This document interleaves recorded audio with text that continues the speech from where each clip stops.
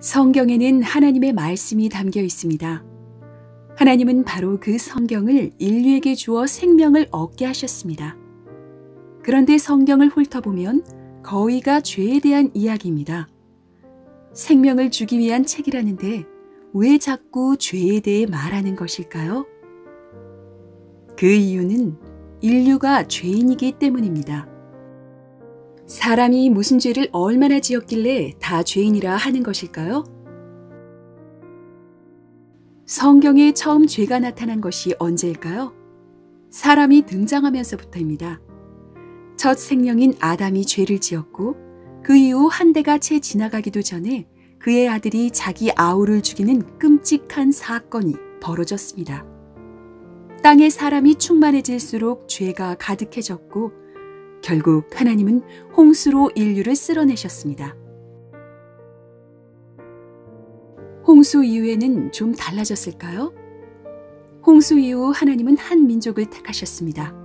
그들이 바로 이스라엘입니다. 이스라엘은 인류 가운데 하나님께서 선별한 민족이었지만 그들 역시 끊임없이 죄를 지었습니다.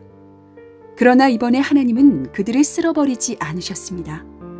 오히려 그들에게 구원자를 약속하시고 살 기회를 마련해 주셨습니다.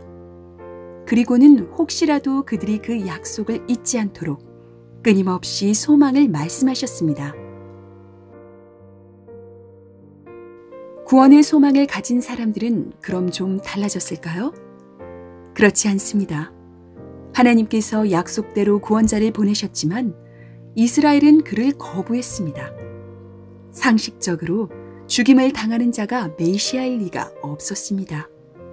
하지만 하나님은 이미 성경을 통해 그리스도가 고난받고 죽으실 일을 미리 말씀하셨습니다.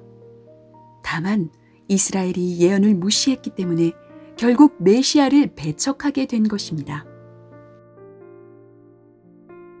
성경은 사람들이 끊임없이 죄 짓는 모습을 보여줌으로써 인간이 죄인임을 알려줍니다. 동시에 그런 인간에게 끊임없이 소망을 주시는 하나님의 모습도 보여줍니다. 인간은 모두 죄인이고 그로 인해 멸망할 수밖에 없지만 하나님은 그런 자들에게 생명을 주려 하신다는 것을 말하는 것입니다. 비록 예수께서 자기 백성에게 배척을 당하셨지만 그는 구원자로 이 땅에 임하여 하나님의 예언을 이루셨습니다. 그러나 예언이 여기서 다 끝난 것은 아닙니다.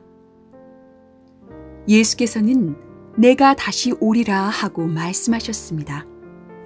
그때 그는 구원자가 아닌 심판자로 오실 것입니다. 예수께서 다시 오시는 그날이 예언을 무시한 자들에게는 무서운 형벌의 날이 될 것이고 예언을 존중하고 영접한 자들에게는 면류관을 받는 기쁜 날이 될 것입니다. 우리가 핍박과 어려움 속에서도 신앙을 놓지 않는 이유는 예수께서 자신의 예언대로 다시 오실 것을 믿기 때문입니다.